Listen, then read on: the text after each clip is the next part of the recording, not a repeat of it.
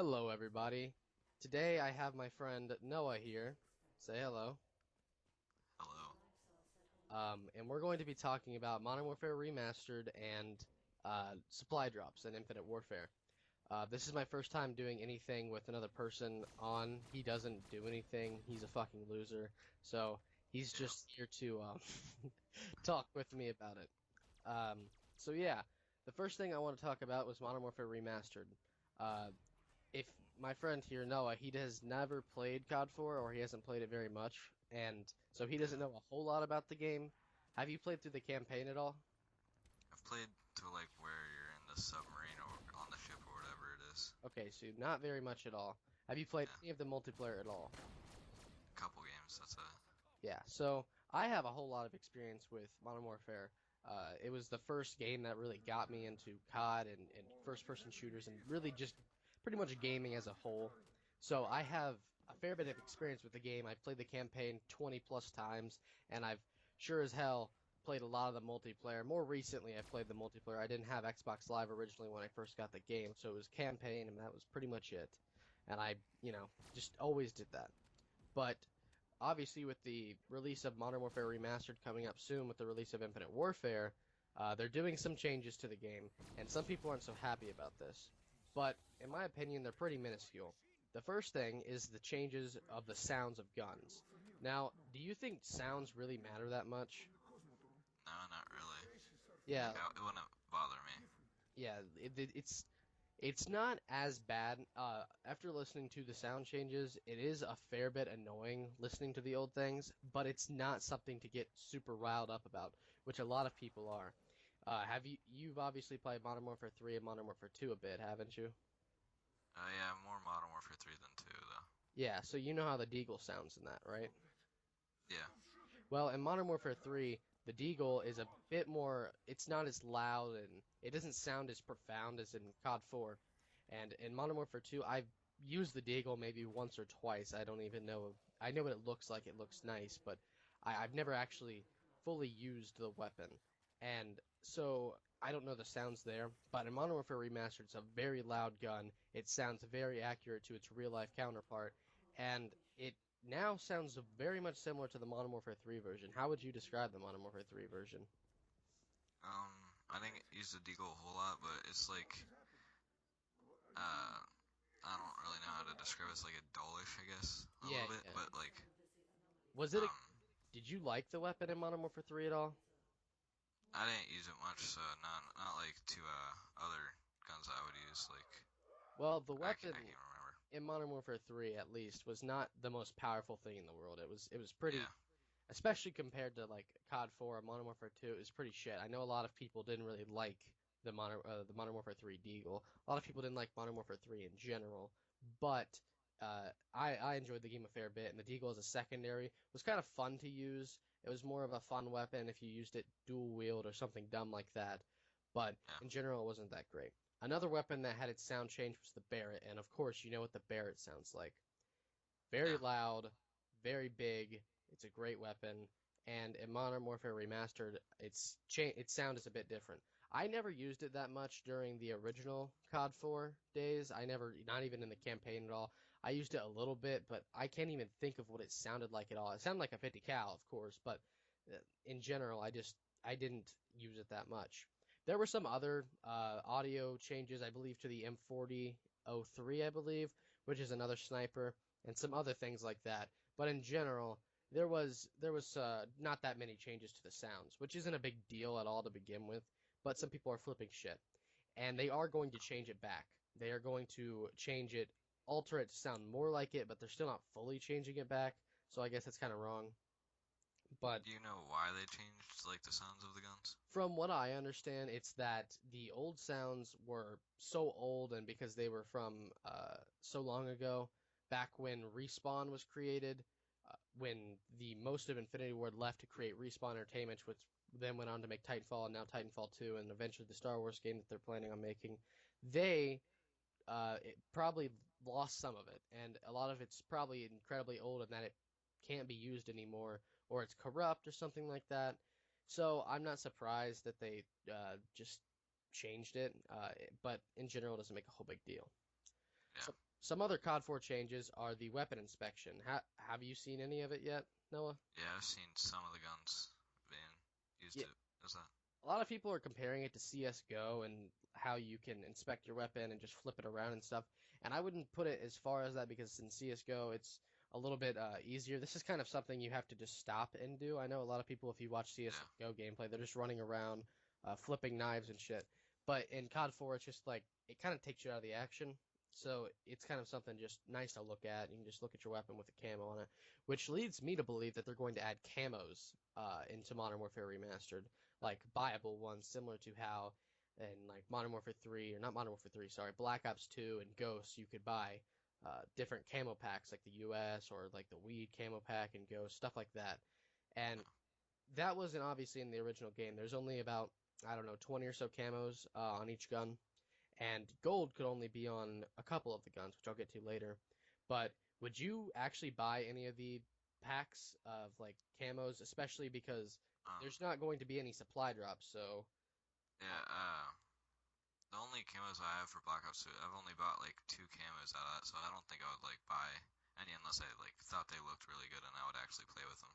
yeah, I agree that buying camos is not the best thing because it's you're paying what like $2 or $3 for a skin that you can slap on your gun, which isn't that good in Yeah, general. Especially if it's like with Black Ops 3 lately, we get epic camos for free just by you know doing getting crypto keys and getting supply drops are the same in Advanced Warfare, and then some guns even came with camos in Advanced Warfare. And that also is what I was talking about earlier, is with gold, it used to be only available on the AK, the Deagle, the Dragunov, the M60, and I'm pretty damn sure the AK-74U was the version it could have to have gold on it in the original. So it was every weapon class had a gun that could have gold on it. But now every class with every weapon may have gold on it. A lot of people don't like this, but in my opinion, it's kind of pointless to get mad about it because it's just a camo. There yeah, was no buffs or anything better about the gold deagle or anything like that, even though it was a separate weapon. Similar to how the PDW in Call of Duty Ghost was a separate weapon, it was just called the gold PDW. So I don't. There's a lot of fuss about that. But do you even like the gold camo? Because me personally, it's not even that good of a camo in general, in my opinion. yeah. I don't really like the gold camo. Usually, like you said, I use like DLC camos or just like one of the default ones. So Yeah, I'm pretty sure they had Blue Tiger in Modern Warfare Remastered, and I love that camo, Blue Tiger and Red Tiger, like in Modern Warfare 3 or Blue Tiger in Modern Warfare 2. Both two of my favorite camos, and they really haven't had anything like that in recent games. Black Ops 2 was the last game I actually really hunted for camos, and that was actually a fun time. In Black Ops 3, I did get gold on one weapon, and that was it for me. Did you ever go for gold in any of the recent games at all? Um, Black Ops 2 is the only one that I've pretty much gotten gold on because I haven't played like enough Advanced Warfare Ghost or Black Ops 3 to get gold on those guns. So Yeah, I tried in Ghost a little bit. Like there was for my favorite weapons, I did it, but I never actually went full on for the classes. Like how at the end of each class you get a special camo. I don't even think there was one in Ghost, so I saw no point to it. But now all weapons have gold on them, and like I said, a lot of people are getting mad about this, but it's really not that big of a deal. I don't think we should get all worked up over it because supply drops have shown that we can get just a bunch of shitty camos and we can get some nice camos, and it doesn't really matter because it's just a fucking paint job on your gun. And that brings me to yeah, my next topic, and that's supply drops. In Black Ops 3, I know you don't play a whole lot of Black Ops 3 multiplayer. I don't either. I do it for gameplay or anything else like that. But in general, I don't really use uh, Black Ops 3 multiplayer because it's just mediocre, in my yeah. opinion. And do you have you ever got anything super good out of any supply drops? The only thing I have gotten is the marshals, and that was from my weapon supply drop. So Yeah, that's I it. I got a weapon bribe, and it was, I think I got the Shadow Claws, which they're fun to use. A lot of these weapons are fun to use, but in Advanced Warfare, if you think Black Ops 3 is pay to win, where you can get the HG40 and all the other RSA interdiction or any of these weapons, if you think that's bad, in Infinite Warfare it's even worse. It's better, and then it just takes one step forward and two steps back because with Infinite Warfare, if you get a variant that you dislike, similar to Advanced Warfare, you could sell it for XP, But in this, you can actually sell it for weapon parts, so you can craft new variants. Now, this is kind of cool because it allows people to get things they dislike and get rid of them and then get something better. But that also leads to the pay to win thing. You could just buy a shit ton of supply drops, get a bunch of shit, and then all the shit that you don't like, you can just scrap that and then get good weapons. I this in my opinion is even worse than Black Ops 3, or I wouldn't say worse than AW, but still really bad. Supply drops aren't good. Nobody wants them. They're trying each year to make it less bad, but they just falter each time. And I'm hoping that the because each weapon, each variant sometimes has different buffs to it, similar to Infinite Warfare, where you would get like the +2 damage, -1 handling, or whatever that may be.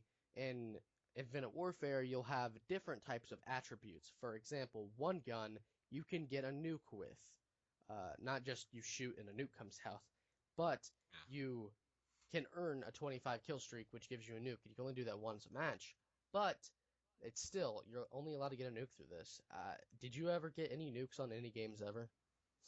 Um, no, I haven't tried like getting nukes on like Modern Warfare 2 or Moabs on MW3 or anything. I've never really tried to. I always attempted on Modern Warfare 3. I could never get there. I was never good enough to go 25 kills or 24 kills without dying. But in Ghosts, I was very close to getting a KRM one time, and another time I ended up actually getting a KRM. And of course, everyone's got them out of care packages and stuff. And in Black Ops 2, I've gone like 18 and 0, something crazy like that.